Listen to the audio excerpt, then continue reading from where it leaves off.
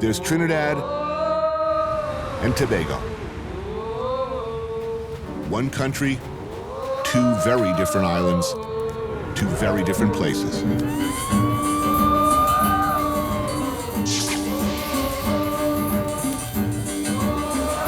One island is what you expected when you arrived wearing flip-flops and a Hawaiian shirt all greased up with cocoa butter.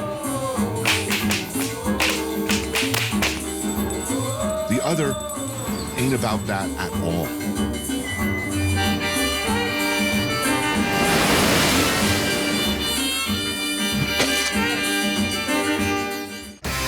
I took a walk through this beautiful world.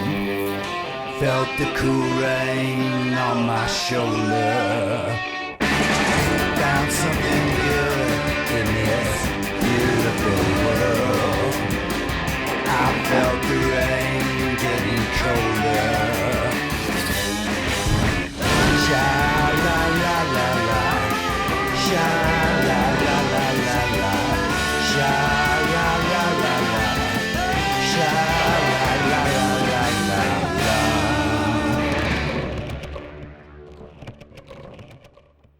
If I had the choice, I would choose to live back when Calypso brought the news. If I had the choice, I would choose to live right back when Calypso brought the news. No more reporters, no anchormen, no recorder, no pad and pen, no nosy cameras to point and shoot, no reading to cross out the truth. Many visitors come to Trinidad for one thing and one thing only, Carnival, which locals say is the biggest party on earth. A pre-Lenten festival of costumes, food, copious drinking, and the kind of dancing you better be good at before trying in public.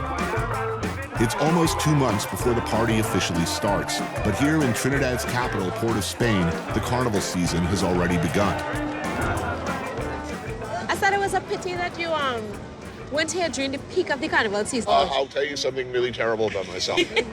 Like, I've never been to Mardi Gras, Carnival in Rio, any kind of carnival. Like large numbers of strangers swarming through the streets, dancing in uniforms. Doesn't do it for you? No, some of my deepest fears are having to dance or sing in public. Either of these would be terrifying. So this seems like a situation where that might come up, you know?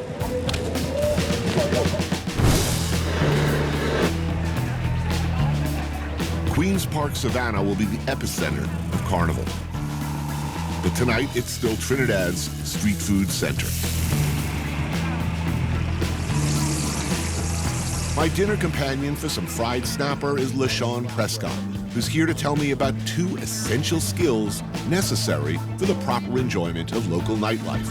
Turns out I am very good at one and suck epically at the other. What is liming? Liming is like our version of hanging out, right. You know.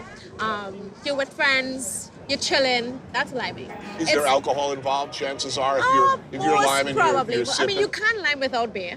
What about the rum? I haven't had any rum here. How does one drink rum here, and which rum should I be drinking? Does one drink it on the rocks? One drinks it with Coke. With Coke? Yeah, rum and Coke. But the rum's supposed to be really, really good here. Yeah. What do I mess it up with Coke for? Okay, so we've established what liming is. What is whining? The technical term is the circumduction of the hips. And it's a style of dance. And if you're not used to the culture, you don't understand what it means, you can interpret it the wrong way. When you see it for the first time, you can think it's seductive, you can think it's sexual. But people can whine on each other and not really mean anything. I can whine on you and it doesn't mean that I want to take you home, you know? It's something that's really about freedom of expression of self. And it's something that crosses ages, races, ethnicities, especially during carnival time. You see people from high status and people who are, you know, lower class. They both whine together. You know, the barriers are no longer there. It's all just a mix of all the different ethnicities and stuff.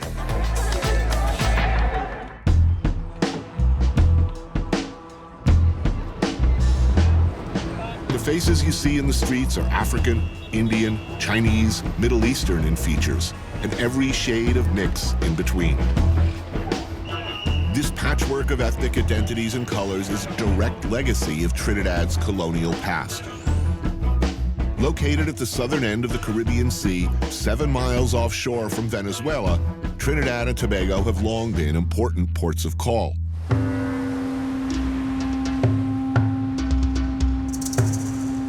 Like a lot of islands in the area, everybody's been through here at one point or another. The usual European hunters of fortune. The Spanish came looking for gold. Then the Dutch, French, and British took their turns at the real money of the time, sugar. An economy built on plantation labor and slavery. Finally, the island hit the big money: oil.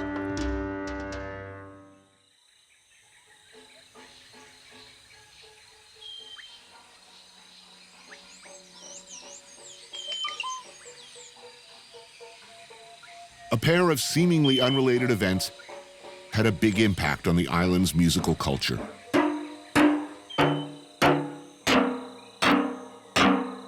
During World War II, the U.S. Navy built an oil depot to supply overseas strategic needs. And decades earlier, the ruling British had banned drums made from traditional-style animal skins after a series of riots they insisted had been inspired by African drumming. One improvises in such circumstances, and all those oil drums were repurposed.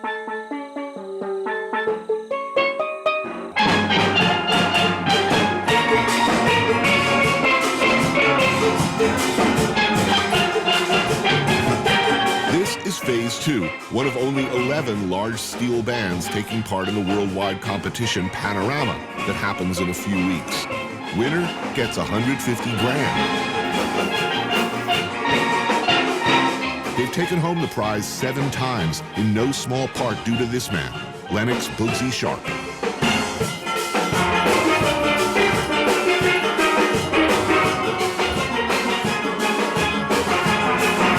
The rehearsal space is called a panyard, and if you're lucky, somebody nearby is making this: corn soup, split pea broth, dumplings, and of course, corn. Kim Johnson is a local journalist and historian who knows about this stuff. It's far more complex than you think.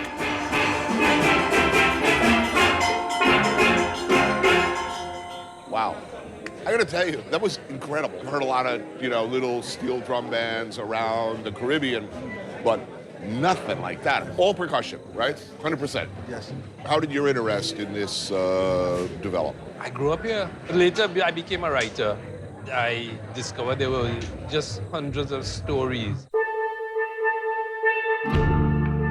Because in the early days, up until the 60s, the steel bands were partly like street gangs. They would fight with one another. The West Side Story Right. kind of thing. The steel bands doubled as that. So I just got fascinated by tracking down all of these pioneers and getting their stories and how they got involved. I'll be 64 years this year. I played music since a little kid. Yeah, these stories that he grew up with them in one of his backyards. So when he was about 3 years old, he was going out playing with them.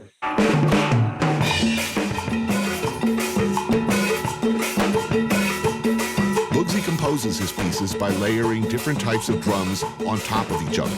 The engine room, made of unpitched percussion, lays down the groove.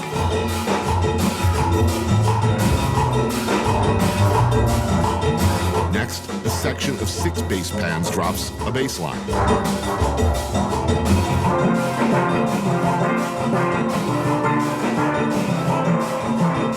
The guitar and cello pans add harmonies that sound like strumming.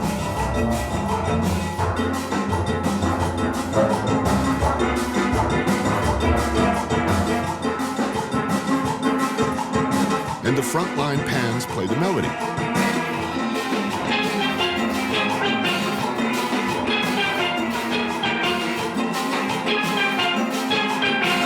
The result, a symphonic wall of sound.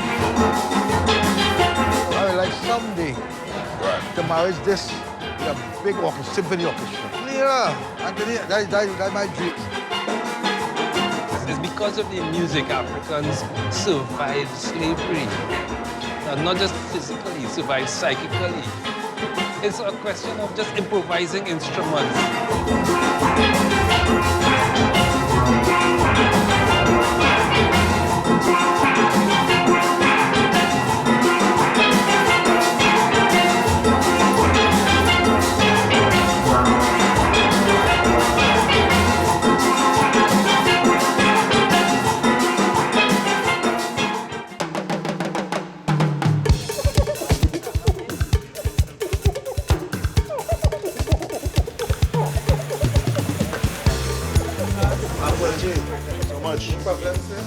Holy crap. Okay. This is a challenge. People keep coming up to me in the street. The first thing they say is, have you had doubles yet? Did you get a doubles yet?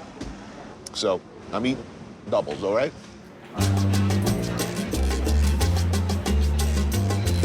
Doubles are a Caribbean take on the Indian chana bhatura.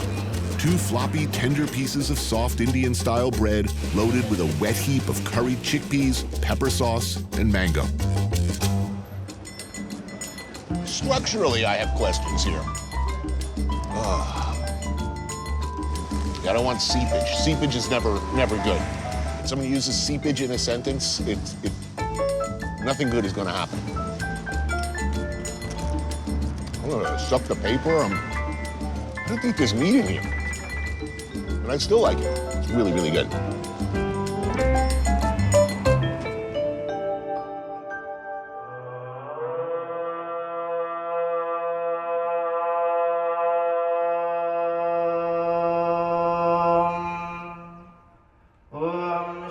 A half-century after Trinidad became independent of the British Empire, there are surprisingly few architectural remnants.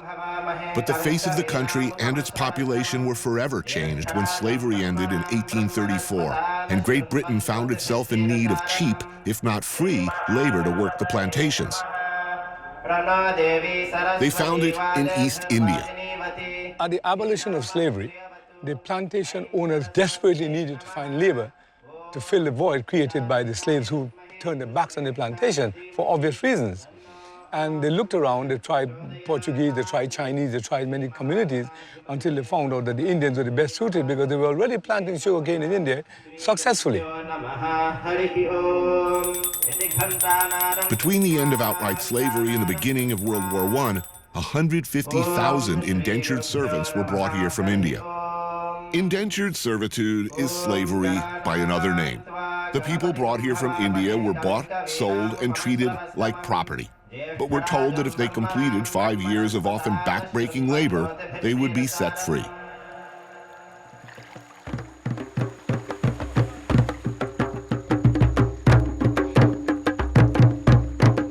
Noon on a Monday, ordinarily a work day, but today the Singh family is having a boys' river wine.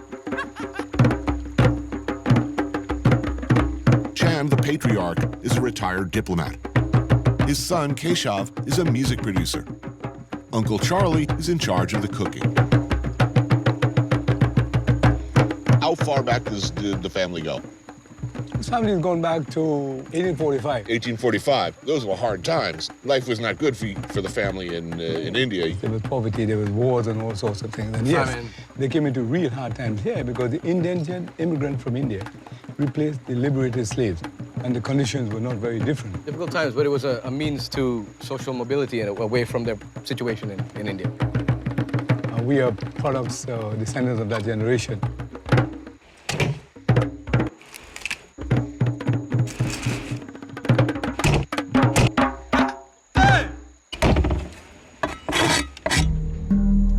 Start with one whole duck, hack into pieces, rub with lime juice, season with hot peppers, garlic, and the tropical herb shadow beni.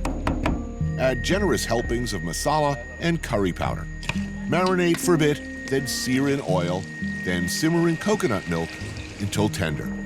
Man, that's good. That's really good. We better kill some more ducks, because that is... When we have it like this, when we're drinking before the actual meal, it's like an appetizer, but we call it cutters because it cuts The alcohol. Right, I'm sobering up as we speak. So, look, you're all Trinidadian. It's Trinidad first, Indian second. Yes, I mean, when the Indians came, 160-something years ago, there was a disconnect with the motherland. Most of these Indians were promised that they were going for a short tenure to make a lot of money and then return home. They gave return passage or land.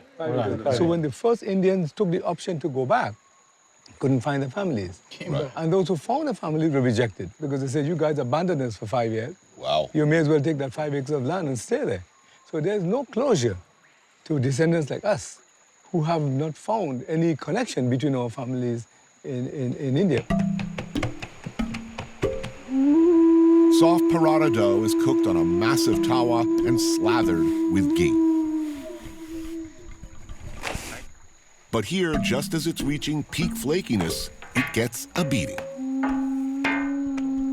Here they call it bust-up shot, which means burst-up shirt. Burst-up shirt. Because they make a huge paratha and then they whack it with 2 sticks. Oh, okay. I thought they were talking about what's going to happen to my shirt.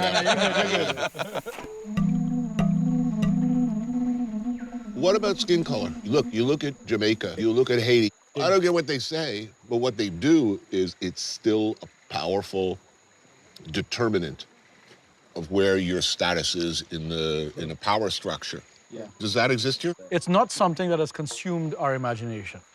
Being Trinidadian is not necessarily color tone oriented, but it's more, and I think what people really revel and enjoy is the common experiences. The food is the glue that binds a society together. In spite of the problem that we have here, we are still one of the most harmonious, multi-ethnic societies in the world. And the multi-ethnicity of Trinidad and Tobago, multi-religious tolerance, are examples for the role to follow. We are a small island, and if you don't learn to live together, you have to live in the sea. We have to. All right. Why? Trinidad is nice. Trinidad is a paradise. Trinidad is nice. Trinidad is a paradise. Long ding ding ding ding ding ding la la la la la la. Bidi bidi bam bam bam ba di di di la la la la la la. My theory was always the whole world is going to look like Trinidad in 100 years. Anyway. Great world. Well, I think so. Cheers to that. Cheers, cheers. Trinidad is nice. Trinidad is a paradise. Why Trinidad is nice? Trinidad is a paradise. Thank you.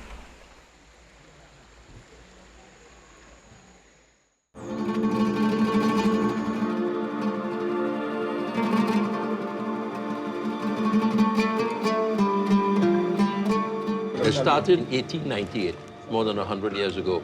Most of the Christians were being persecuted by the Turks. So there was an exodus of Christians leaving Syria.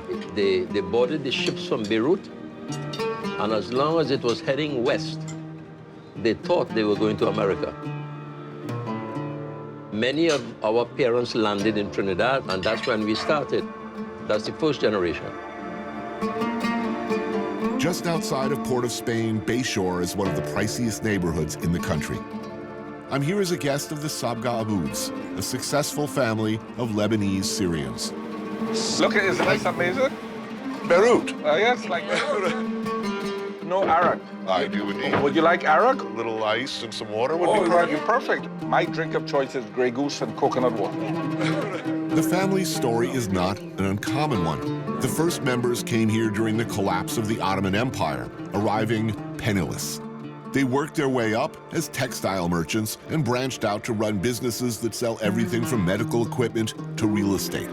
And how large is the community now in Trinidad? A little under 5,000. That's still a fairly small percentage of the... Extremely small. Actually, we are the smallest ethnic group in Trinidad. But the most powerful, almost the most powerful. Smallest but most powerful, huh? That's not bragging. Syrian Lebanese merchant class are generally seen as the elite. Actually, I'm very big in the food business here. I have 120 restaurants. Call me the Starbucks of the Caribbean. I can't tell you how happy I am about this meal. I love the food. This is raw kibbe. Best raw kibbe you'll ever eat in your life. Yeah, this is the fried version, which is stuffed with the nice stuffing. And then we have the typical hummus. This is muhamra, which is made from chili paste and ground nuts, the best muhamra in Trinidad. Then we have falafel patties. We have grilled wings with garlic, which is every Arab loves. Fish in tahini sauce. You ever had that? Yeah, beautiful. I'm gonna pour some olive oil over our lovely things, because olive oil is a must. I mean, and how closely do people stay in contact with family or relatives back in Lebanon or Syria? If at all? Not very much. We are Trinidadians too. As much as we are Lebanese and Syrian, we are Trinidadians. Trinidad has been good to us, and we know it. But life is good here in Trinidad. Life is very good. But there is a measure of concern in the fact that at one time we used to have a huge middle class, which was a sort of a security in terms of any possible conflict between the haves and the have-not. But now that's eroding, and they're getting poorer. So they're starting to get angry. What do you think the biggest danger is right now? Civil commotion. Civil commotion. Yeah. We have a crime problem related to gangs, gang warfare. Gang warfare. It ain't all good for everybody here by a long shot.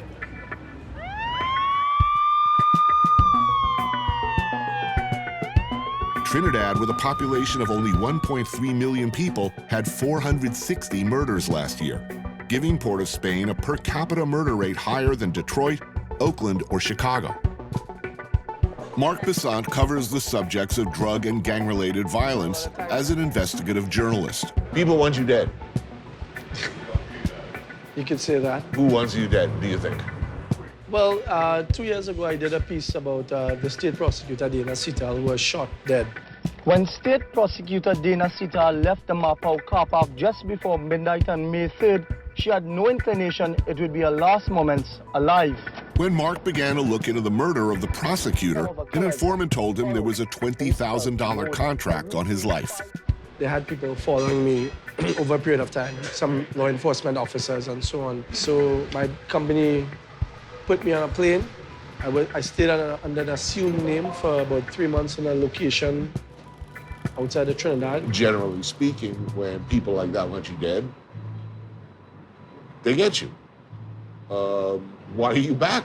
I guess, to quote from a great U.S. journalist, Walter Cronkite, it's not what we want people to know, it's what they need to know. We need to have people held accountable for certain things. With drug trafficking being one of the biggest businesses in the world, Trinidad continues to be a major transshipment point for drug dealers to get that product out to North America and to Europe.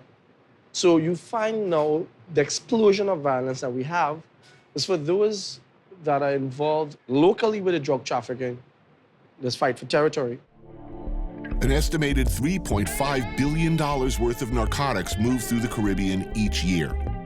Trinidad's porous borders, busy port, proximity to Venezuela, and the inevitable corruption that comes with numbers and threats like that make it, unfortunately, an ideal transshipment point. How bad is high-level corruption alleged to be? Fairly deep. I think that the complicity comes across the law enforcement agencies, customs, police officers, even at higher levels. And with corruption, poverty, hopelessness, add some radical ideology to that, and Trinidad has proved relatively fertile ground for the recruitment of ISIS fighters and terrorists. It's quite alarming, Trinidadian nationals being one of the highest in the region, going to Syria. And it's over 100 on a list, an FBI list. They feel that it's the calling from ISIS that they need to go. So what's the future look like? What do you think? How's it gonna go? Wow, that's a loaded question. There are really good people here in Trinidad. There are really, really good people that can make a difference on all fronts. If we go down the path that we're going down, they will be all bad.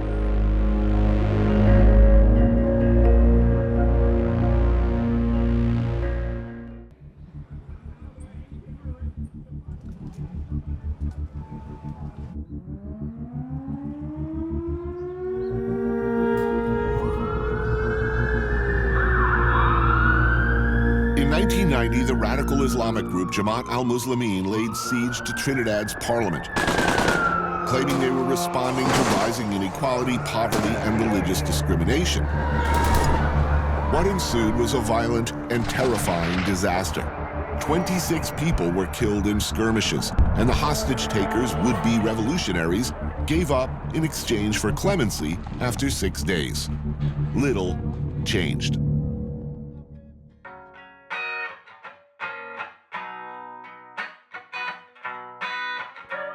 Mohammed Muakil's father took part in the attempted coup. He grew up, in fact, in the Jamaat al-Muslimin compound. But he's chosen to take a different path: music. He's the lead singer of Freetown Collective, a band named after a Port of Spain neighborhood that was once a settlement for freed slaves.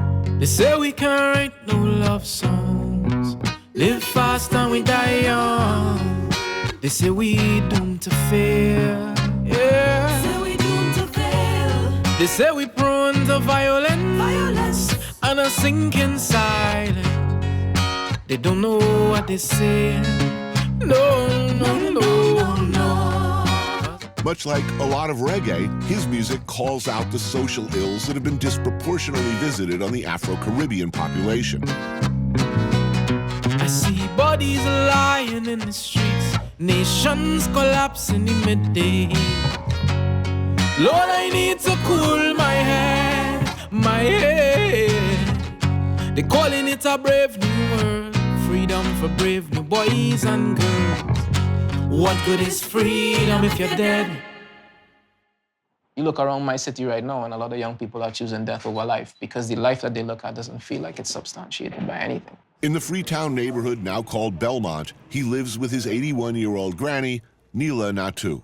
The thing is that recently we've had a lot of people who I've known, who I grew up with, who've gone to fight in Syria, who've left here. I mean, they will tell you that the official count is 140. I would say it's more. You'd say it's more? I'd say it's more. And why do you think people would go? I'd have to go back into my childhood to explain that to you. The coup that happened here happened when I was 6 years old. And you had all these young people in there who had this idea, we're going to build this thing. There's this community that's going to stand up against what's going on in Trinidad, that's going to stand up against the drugs and stand up against poverty and stand up against crime, and nothing happened. In none of these causes, religious fundamentalism or fervor has not come up. Every issue you've mentioned so far has been perceived inadequacy of social justice. Right, yeah. So these kids going off to Syria, they have any idea what they're doing? Or are they just pissed off? No, they do not. People say that poverty breeds crime. I don't think poverty breeds crime in a sense. I think exclusion breeds crime. Because if I truly care for you, if I feel like you are a part of the thing that I exist in, then I won't hurt you. I might come in your house and steal some food. But when you see that kind of violence being enacted, you have to ask yourself, it's not just somebody saying, I need this tablecloth, I'm gonna take this. No, I want this tablecloth. And you've had this tablecloth for too long. So you know what? I'm gonna take this out on you. This is gonna happen, that's gonna happen. And that's what we're seeing now. I mean, how long can people put up with something before they decide this is enough? You know what I mean? Would you say that Carnival and that Carnival attitude, the liming culture, might as well be a brilliant strategy to narcotize the people into being satisfied with the status quo? Everything here is somehow designed to pacify it without us really realizing. So our music, which is supposed to give us adrenaline, as well as sleeping pills sometimes, it's just doling out sleeping pills. Like, go ahead, enjoy yourself. Enjoy yourself, enjoy yourself. You're a Trini. Trini means fun-loving and happy and whatever, despite whatever it is. It's a big and delicious home-cooked meal. I caught this myself. Really? Yes, sir. Red snapper? Yeah. The snapper is seasoned with lime juice, shadow benny, and onion. What's this dish called? Is there a name for it? This is called oil down. Oil down? Yeah. For oil down, they season breadfruit and meat with dasheen and green figs, then simmer in coconut milk. And, well, she uses pork, as you can see, which I know I can't have any, so that's okay. Now, your grandma, not a Muslim. No, the Roman Catholic. Roman Catholic? Of Roman Catholics. Old school. Sacred Heart up on the wall. I got a kind of a perfect one for you, so you would have it. Oh, beautiful, thank you. Pastel. This is mostly when the Spaniards were here, introduced this. It's a Spanish thing. Pastels are the Caribbean cousin to the tamale. Minced beef is wrapped in cornmeal dough, then in banana leaf, then steamed. She will feed you till you burst, like any grandmother, you know, right? Yeah. I'd be well looked after. And that is once a year. So when do these ordinarily... Christmas time. Christmas time. This is very, very delicious. Thank you very much. And one thing I vex about, why he didn't put ice in his glass? It's good, it's fine. So he must say thanks or whatever. You may tell Mohammed it's not good. So you have that generation. Very proper. Like, very, very proper. And one of the things about Trinidad is Mohammed, don't bad talk me. I'm not bad talking. I only speak the truth. That generation very much believed in independence and that this nation would be something. And then they told their children, study and come and help this nation, build this nation, it's gonna be something. And that generation, which was my parents, they did that. Right. And then they had kids, you know? And all of a sudden it was like, okay, all these things y'all been saying about building a nation and whatever, how come I'm seeing these people benefiting and I'm not? How come I'm seeing this, I'm seeing that, I'm seeing that? And there were very few answers, you know what I mean? So who runs this country? Like everywhere else, that 1%, like everywhere else. Everybody here is very eager to tell you what a wonderful mix it is. And the food, if you look at it, is this incredibly harmonious stew pot. But I guess life doesn't work as well as food. No, the only thing we've agreed on in this place is how much salt to put in anything. So that's the only thing we've agreed on. Man, we on a mission. Our whole world to change. Yeah. Our whole world to change.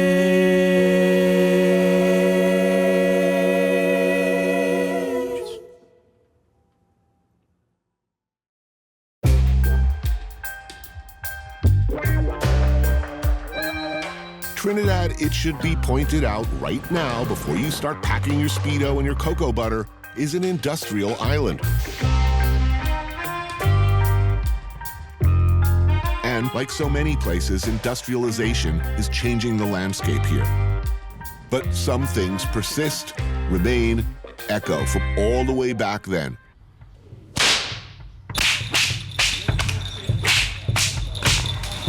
When West African slaves would covertly do this.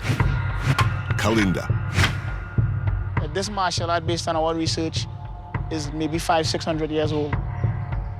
Stick fighting variations occur throughout the Caribbean, but in Trinidad and Tobago, it's like deep in the blood.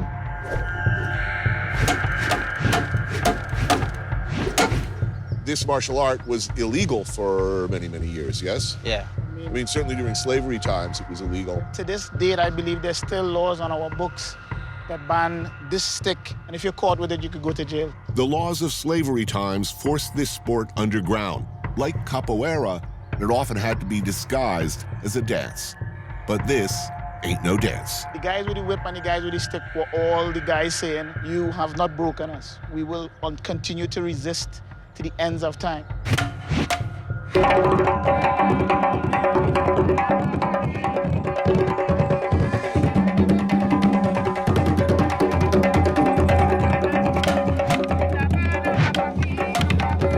Rondell Benjamin and Keegan Taylor studied fighting styles from around the world before coming around to their own homegrown martial art. Now, what's legal? What's not legal is... Let's say what's not legal. I can't hit to the legs.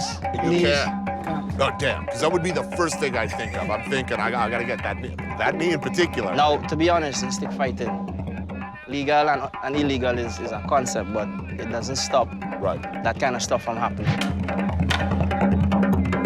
Right. But I mean, let's face it, this is a pretty heavy object. Yeah. I get a good swing, a tee off, and I get a clean shot on the head. This is what the New York Police Department would call a deadly weapon. Yes, sir. If I'm fighting, if I'm really fighting, I'm a monster. I gotta lick you down, I gotta kill you, I gotta dig you up, I gotta bury you, I gotta murder you, I gotta take you out.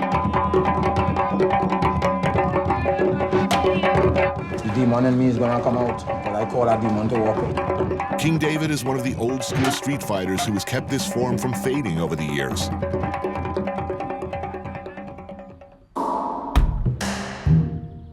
As in Brazil and the Deep South, African slaves were given little to work with when it came time for the meal. More often than not, if they wanted meat, they had to make do with what the slave masters did not want. A tongue here, cow foot there.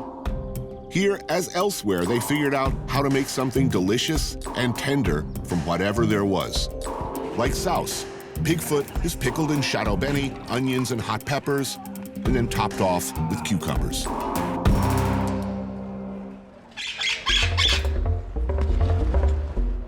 This is a martial art. You either win or you lose. Correct. How do you win? What decides winner? Who draws blood first win. All it requires is the end result. All you have to do is cut the guy. Blood is blood. What's the worst injury you've ever had in a fight? This finger. What's the worst injury you've seen in a fight? I see a man lost the eye. And also I saw a man die. You have to be a real warrior, born fighter, to stand up there and face that demon, which walking like a man.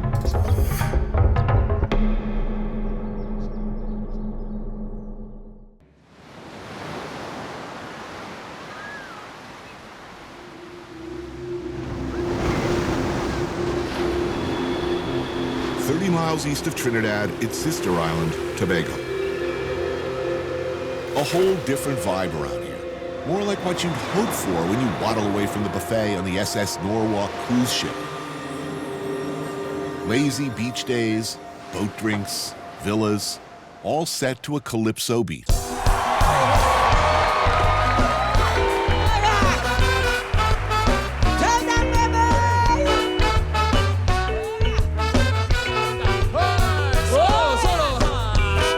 In the 1800s, slaves would sing the news and gossip of the day in a Creole patois to an African beat.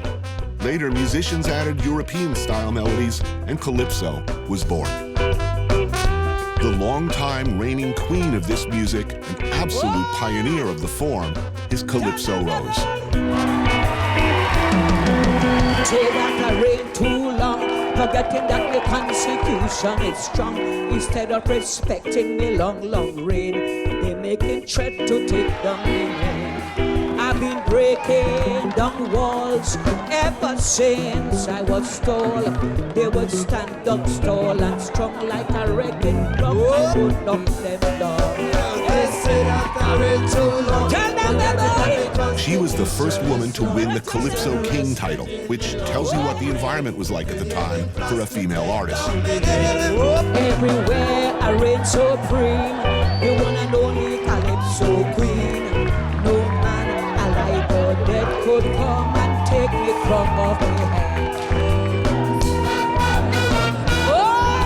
Rose grew up in a large and strict Baptist family in Tobago until she was 9 years old and was sent to live with her aunt in Trinidad. So she grew up with a foot in each island. What's the difference between growing up in Trinidad and growing up in Tobago? It's much different. Tobagonians are 99.5% African. They are African slave descendants. The culture is more African. And this here is the cornmeal cuckoo. They call it fufu in Africa. When Tobago, they say cuckoo. And this is callaloo. And this is the callaloo made from the leaves of dasheen, you know? But the great thing is the crab.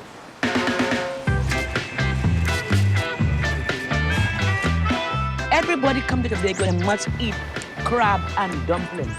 The dry coconut, they grated the coconut, and the juice of that coconut, they put it in the pot with the little ingredients like tomato, onion, chive, and your curry. Crunch it up. Good teeth. If you have false teeth, be careful. All right. No, so far, so good. Here's what really fascinates me is you started singing calypso music and writing songs. Of course. At a time when it was only men. Your My father was not was against it. against it. My father was spiritual Baptist minister. My father said Calypso belongs to the devil. Calypso belongs to the devil, but it also belonged to men.